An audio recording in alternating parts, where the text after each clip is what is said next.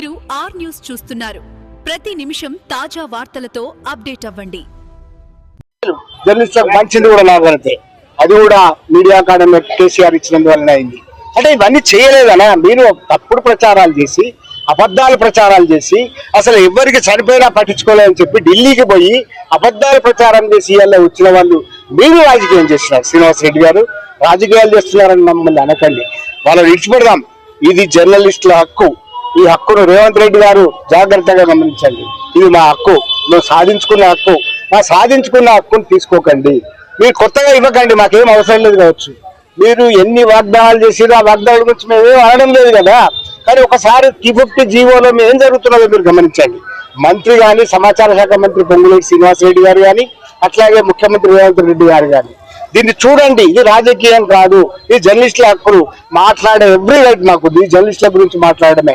మీ గురించి మేము ఏం అనడం లేదు. మీ పాలనకు సంబంధించింది కాదు, మీ పోస్ట్ మార్టం సంబంధించింది కాదు, మీ పాలన పోస్ట్ మార్టం కాదు. ఇది జర్నలిస్టుల హక్కులకు భంగం కలుగుతున్నాయి. ఇంకా ఒక జర్నలిస్టులుగా, తెలంగాణ ఉద్యమంలో పాల్గొన్న జర్నలిస్టులుగా మేము ఇది అడుగుతున్నాం. గుర్తుపెట్టుకోండి, ఇది రాజకీయం కానే కాదు.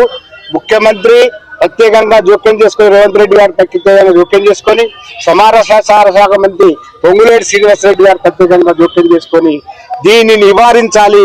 252 జీవో అనే దాని వల్ల 10,000 వరకు తగ్గించి మీరు ఇద్దామనుకుంటున్నారు. అది చెల్లదు. డెస్క్ జర్నలిస్టులకు కూడా అక్రిడేషన్ కార్డులు ఇవ్వాలి. మీడియా కార్డులను విభజన రాకూడదు. అట్లాగే నియోజకవర్గ స్థాయిలో విలేకరులకు కూడా ఇవ్వాలి.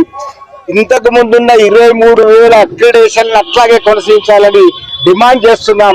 ఈ డిమాండ్ చేస్తే కనీసం మీరు 7వ హామీ ఇచ్చినారు. ఆ 7వ హామీ తుంగలో దొక్కి ప్రజాస్వామ్యంలో మేము జర్నలిస్టులం ఒక వినతి పత్రం ఇస్తాం కలెక్టర్ కంటే మా వాళ్ళని అరెస్ట్ చేసి ముషీరాబాద్ కు తీసుకొచ్చినారు. ఇది సబబు కాదు. ముఖ్యమంత్రి గారు గమనించండి, ఇది సబబు కాదు.